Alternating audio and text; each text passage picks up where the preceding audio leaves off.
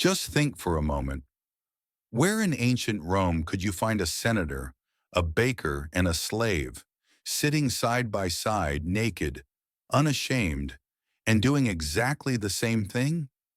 No, not a theater, not a bathhouse, a public toilet. The Romans built aqueducts, the Colosseum, and roads that still exist today. But their approach to hygiene, well, let's call it unique.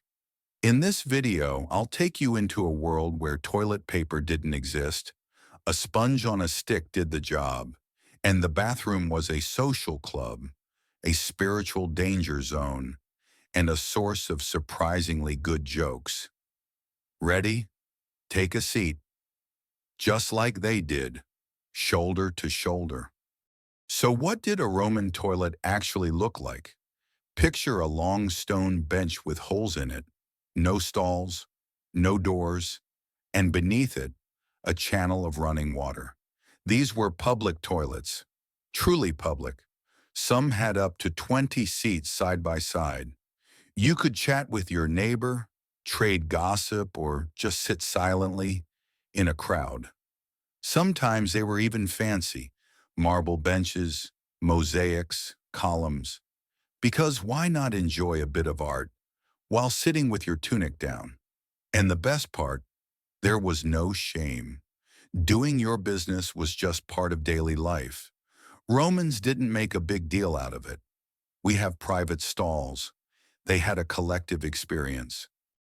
For the Romans, the toilet wasn't just a place to do your business. It was a social space. Friends met there, neighbors, co-workers. Some people stopped by just to chat. Others came to warm up during winter. The flowing water beneath the bench made the room surprisingly cozy. And the conversations, everything from politics and shopping to the latest gossip from the forum. Deals were made, dinners were planned, all with your tunic down. Remember, there were no phones in Rome, but there were toilets. And that's often where the freshest news was passed along. Strange for us? Sure. But for them, perfectly normal. Now let's answer the question that's really been bothering you. What did they wipe with? The answer, a sponge. More precisely, a sponge on a stick called a tersorium. It sat in a bucket of water, waiting patiently. When you were done with your business, you'd grab it, use it, and put it back. Yes, it was shared. Sometimes the water had vinegar or salt in it, a kind of ancient disinfectant. But let's be honest, modern hygiene would be horrified. The worst part? There's no sign that anyone cared. The tersorium was like a spoon in a diner. Use it, rinse it, return it. Cleanliness was a luxury. Efficiency was everything. It might sound odd, but Roman toilets were actually pretty advanced. Beneath the benches flowed running water. It carried away waste, cooled the room, and, get this, was sometimes used to rinse the sponge. The whole setup was part of a much larger system, a working sewer network. The most famous of these was the Cloaca Maxima, the Great Drain of Rome. Sounds like a heavy metal band, but it was an engineering masterpiece. Waste went into the Tiber River, and water for the toilets came from aqueducts. So yes, Romans took hygiene seriously, just in a different way than we do. They thought globally, how to clean a whole city. We think locally, how to avoid touching the seat. The Romans feared many things, but one of their most unusual fears was a toilet attack. They believed that evil spirits and demons could rise up through the toilet holes. One particularly feared entity was Sterculius, a god or demon of filth and waste. Yes, the Romans had a demon of poop. To protect themselves, people wore charms or hung them near the entrance. Little phallic amulets with bells were popular, not just for fertility, but also to scare away evil forces. So the toilet wasn't just a physical space, it was a spiritual one, a place for gods, demons, and tiny rituals. Suddenly, our lavender-scented candles don't seem so weird anymore. The Romans loved to leave their mark. And we're not talking just about marble or poetry.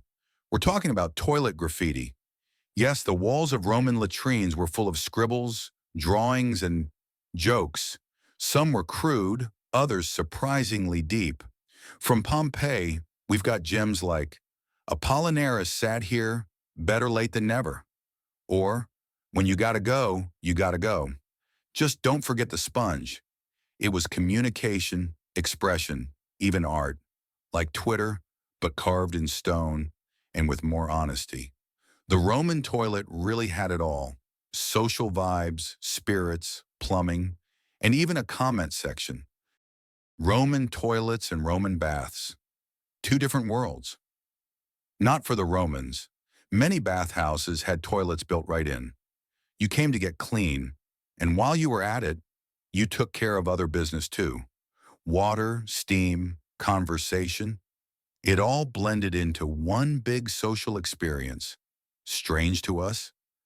Maybe. But for the Romans, it was perfect efficiency. Why walk to the toilet when you can go to the bathhouse and get everything done at once? You could meet friends, catch up on gossip, plan your day, clean skin, empty bowels, the full package. Ancient multitasking at its best. A public toilet, 20 visitors a day? Try 200 or even 2,000, and someone had to clean it. Meet the invisible heroes of Roman sanitation: slaves, the poor, and low-wage workers hired by the city. They carried out the waste, scrubbed the sewers, and, yes, rinsed the sponges. It was thankless, filthy, and often dangerous work. But it had to be done. The Cloaca Maxima didn't unclog itself.